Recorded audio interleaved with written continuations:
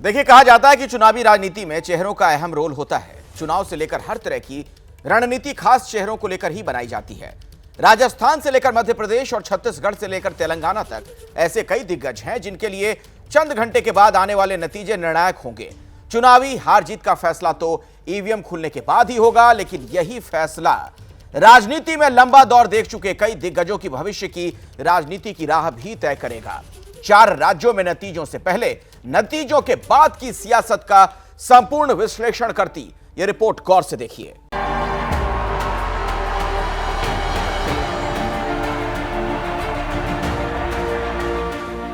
अब से चंद घंटे बाद राजस्थान की सत्ता का फैसला नहीं होगा, बल्कि उन सियासी दिग्गजों की प्रतिष्ठा भी दांव पर होगी जिनके इर्द गिर्द दशकों से राजस्थान की सत्ता की धुरी घूमती रही है।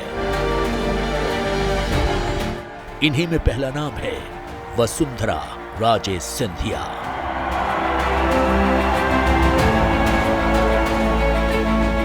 राजस्थान में जब भी बीजेपी के मुख्यमंत्री के चेहरे का सवाल आता है तो एक नाम उभरता है वसुंधरा राजे सिंधिया। वसुंधरा राजे सिंधिया और बीजेपी एक दूसरे का पर्याय हुआ करते थे, लेकिन अब परिस्थितियां बदल गई है। सवाल यह है कि अगर बीजेपी सत्ता में आती है तो क्या वसुंधरा राजे सीएम होंगी, और यदि ऐसा नहीं तो फिर वसुंधरा राजे का सियासी भविष्य क्या होगा।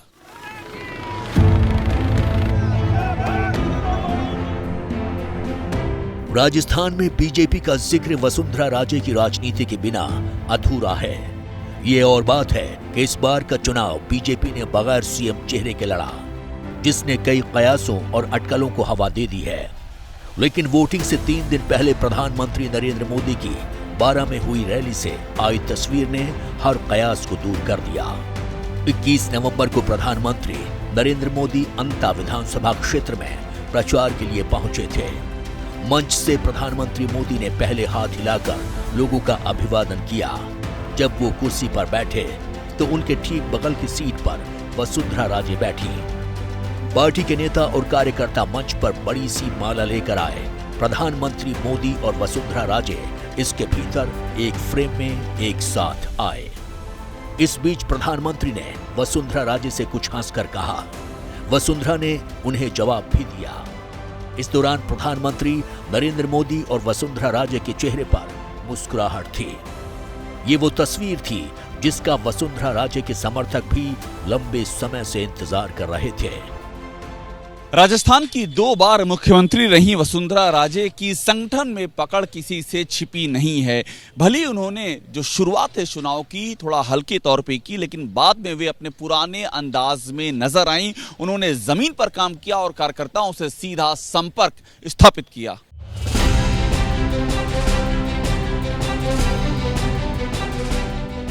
चुनावी अभियान में भी वसुंधरा राज्य भर के हर क्षेत्र तक पहुंची। पार्टी के सीनियर नेताओं से शिकायत के बिना वो लोगों से संपर्क बनाने में जुटी रही। बीजेपी के लिए सबसे ज्यादा 60 रैलियां की। अपने हर समर्थक के इलाके में पहुंची। सवाल ये है कि क्या बीजेपी की सरकार बनने पर वसुंधरा सीएम बनेंगी? क्या पार्टी हाईकमान वसुंधरा राजे के नाम पर राजी होगा? इन सवालों का जवाब नतीजे आने के बाद ही मिलेगा। लेकिन राजस्थान में ज्यादातर एग्जिट पोल बीजेपी के सत्ता में आने का इशारा कर रहे हैं। अगर ऐसा हुआ तो वसुंधरा राजे सिंधिया सीएम पद की तगड़ी दावेदार बनकर उभरेंगी। एबीपी न्यूज ने बीजेपी के नेताओं से भी इस पर राय ली। उन्होंने क्या कहा, सुनिए। स्पष्ट बहुमत की सरकार बनेगी और बहुत अच्छे बहुमत से बनेगी। आपकी पार्टी अगर आ जाती है सरकार में, जो आप यकीन दिला रहे हैं, तो कौन सीएम का चेहरा होगा? समय बहुत कम बचा है। ये मेरे वो नहीं, पार्लियामेंट्री बोर्ड निर्णय करता है और वो बोर्ड जो निर्णय करेगा निश्चित रूप से प्रदेश के हित में। भारतीय जनता पार्टी स्पष्ट बहुमत, प्रचंड बहुमत से सरकार बनाने जा रही है, जिसको आलाकमान तय करेगा, हमारा केंद्रीय संसदीय बोर्ड तय करेगा, हमारे दुनिया के सबसे लोकप्रिय नेता तय करेंगे, वही हमारा सरताज होगा। भारतीय जनता पार्टी की सरकार प्रचंड बहुमत से आएगी। करीबन 130 प्लस पे भारतीय जनता पार्टी पहुंचेगी। वसुंधरा जी का एक लंबा अनुभव है, वो 2 बार मुख्यमंत्री भी रही है, पर ये सारा तय सेंट्रल पार्लियामेंट बोर्ड या मोदी जी करेंगे। नेताओं की अपनी राय है, लेकिन जानकार ये भी मान रहे हैं कि उन्हें अन्य नेताओं से तगड़े मुकाबले का सामना भी करना पड़ सकता है। तरफ आए, जैसा कि कुछ एग्जिट पोल अनुमान भी लगा रहे हैं, तो ये राजस्थान बीजेपी के भीतर सिंधिया युग के खात्मे के ऐलान की तरह होगा।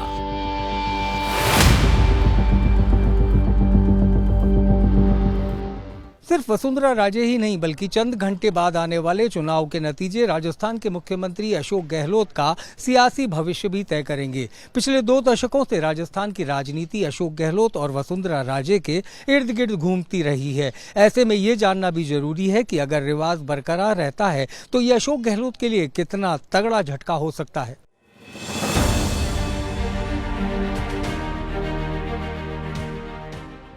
राजस्थान में हर 5 साल में सत्ता बदलने का रिवाज है। करीब 30 साल से तो ऐसा ही हो रहा है। लेकिन अशोक गहलोत रिवाज बदलने और राज बरकरार रखने का दावा कर रहे हैं। देखिए, एग्जिट पोल कुछ भी आए, सरकार कांग्रेस की बनेगी राजस्थान के अंदर। 5 राज्यों में बीजेपी कहीं नहीं आ रही है। अशोक गहलोत फिर से सत्ता में वापसी के लिए कॉन्फिडेंट हैं। कुछ एग्जिट पोल्स में राजस्थान में कांग्रेस सरकार के रिपीट होने का भी इशारा मिल रहा है। राजस्थान में अगर कांग्रेस सत्ता बरकरार रखती है तो सीएम का चेहरा क्या अशोक गहलोत ही होंगे? कांग्रेस के नेता क्या कहते हैं, सुनिए।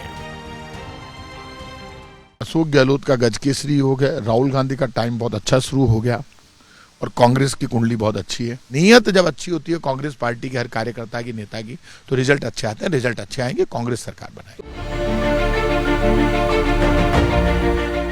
कांग्रेस नेताओं को गहलोत पर पूरा भरोसा है, लेकिन ये जरूर है कि अशोक गहलोत के लिए इस बार के चुनाव नतीजे बेहद अहम साबित होने वाले हैं।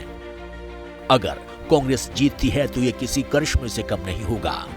अशोक गहलोत राजस्थान में सत्ता का ट्रेंड तोड़कर इतिहास रचेंगे। ऐसे में अशोक गहलोत का कद राजस्थान ही नहीं बल्कि कांग्रेस में भी कई गुना बढ़ जाएगा।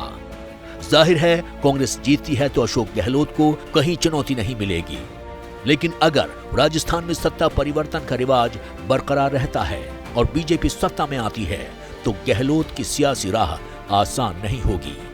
जाहिर है 72 साल के जादूगर पर अगली पीढ़ी के लिए रास्ता छोड़ने का दबाव बढ़ जाएगा और इनमें पहला नाम है सचिन पायलट।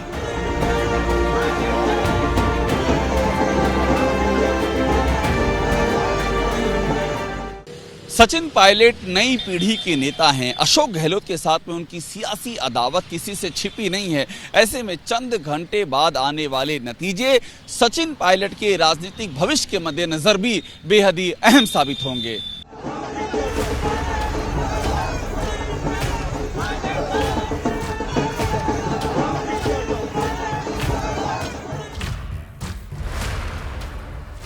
सचिन पायलट गुर्जर नेता हैं।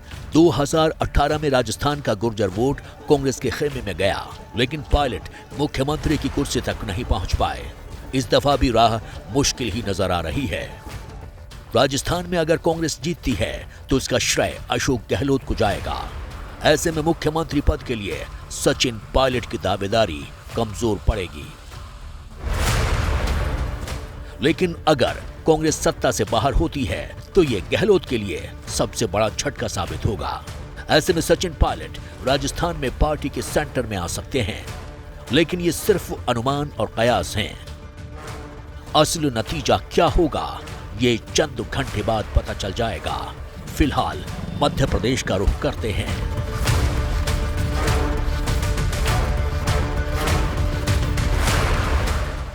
विश्वास है भारतीय जनता पार्टी भारी बहुमत से सरकार बनाने जा रही है। लाडली बहनों ने तो आशीर्वाद दिया ही है, भांजे भांजे भी पीछे नहीं रहे। अब तक के सब अनुमान फेल हो जाएंगे। कल सब सूरज की तरह साफ हो, सूरज के प्रकाश की तरह सब साफ हो जाएगा।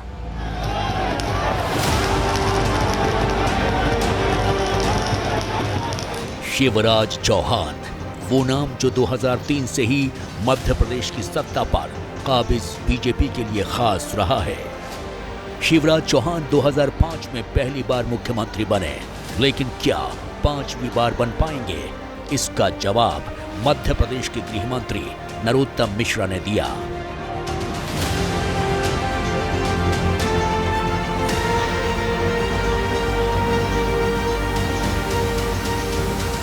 मध्य प्रदेश में सरकार भारतीय जनता पार्टी की बन रही है। मुख्यमंत्री जो पार्टी तय कर दे। कौन कौन हो सकता है? सभी हो सकते हैं, 230 में से कोई भी हो सकता है।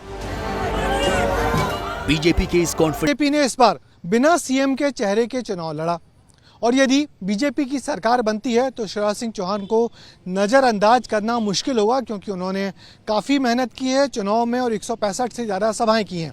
मगर परिणाम यदि उलट होता है तो फिर क्या होगा? कई एग्जिट पोल में कांग्रेस की वापसी का इशारा दिया गया है। नतीजे अगर कांग्रेस के पक्ष में रहते हैं तो बीजेपी के साथ ही शिवराज चौहान के लिए भी बड़ा झटका हो सकता है। जाहिर है सूबे में बीजेपी की सत्ता से बेदखली शिवराज सिंह के सियासी भविष्य पर ही सवालिया निशान छोड़ जाएगी। ऐसे में एक नाम है जो उभर सकता है और वो नाम है ज्योतिरादित्य सिंधिया।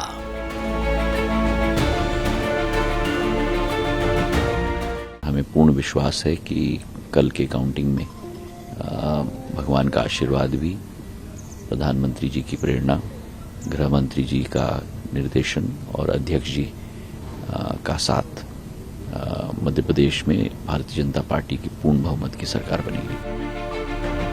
किसकी सरकार बनेगी सुबह तक क्लियर हो जाएगा, लेकिन इतना जरूर है कि मध्य प्रदेश में फिर से बीजेपी के सत्ता में आने से सिंधिया का सियासी कद भी बढ़ेगा। वैसे भी कांग्रेस छोड़कर बीजेपी में आने के बाद ये उनका पहला चुनावी इम्तिहान है। बीजेपी के जीतने पर सिंधिया के सीएम पद पर दावेदारी भी बनेगी, लेकिन चुनावी शिकस्त सिंधिया को भी निराश कर सकती है। वैसे कांग्रेस भी जीत का दावा करने में पीछे नहीं है। भोपाल में कांग्रेस दफ्तर के बाहर पोस्टर लगने शुरू हो चुके हैं। मध्य प्रदेश में सियासी हलचल तेज हो गई है, तापमान बढ़ गया। हालांकि जो मौसम का तापमान है लगातार ठंडा होता जा रहा है। आप देख सकते हैं मेरे पीछे कांग्रेस का दफ्तर है। कांग्रेस के दफ्तर में कमलनाथ के होर्डिंग लगने लगे हैं और कांग्रेस के प्रवक्ताओं ने होर्डिंग्स लगा दी हैं। जनता का देने साथ फिर आ रहे हैं कमलनाथ। मध्य प्रदेश के नतीजे कांग्रेस के साथ ही कमलनाथ की राजनीति के लिए भी अहम साबित होंगे। 77 साल के कमलनाथ के लिए मध्य प्रदेश में इस बार का चुनाव आखिरी रण की तरह है। भाजपा चुनाव हार चुकी है। कुछ एग्जिट पोल जानबूझकर इसीलिए बनाए गए हैं कि कांग्रेस कार्यकर्ता निराश हों और झूठा माहौल दिखाकर अधिकारियों पर दबाव बनाया जाए। हम सब जीत के लिए तैयार हैं। हम सब एकजुट हैं। कमलनाथ को सियासत का लंबा तजुर्बा है, लिहाजा अगर मध्य प्रदेश के नतीजे 2018 की तरह ही होते हैं तो कांग्रेस की सत्ता में वापसी हो सकती है। कांग्रेस के जीतने से कमलनाथ का सियासी इकबाल और बुलंद होगा। पिछली बार उन्होंने शिवराज सरकार के अजय रहने के तिलिस्म को तोड़ा था। ये और बात है कि सरकार टिक नहीं पाई, लेकिन इस बार हालात अलग हैं।